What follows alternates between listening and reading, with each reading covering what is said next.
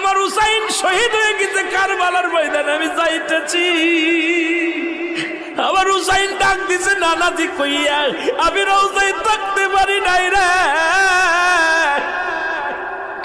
আমি হুসাইনের দেখার জন্য নবীজি রওজা থেকে উঠা গেছি।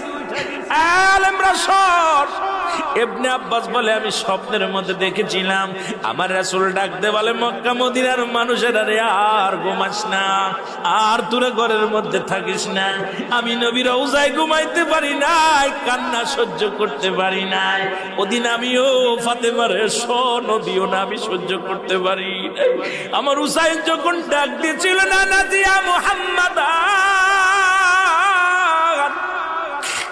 মুহাম্মাদান করে যেদিন ডাক দিয়েছিল রে, সেদিন আমি নবী রওজা থেকে পাগলের মতো উঠে কারবালা পর্যন্ত চলে গিয়েছিলাম।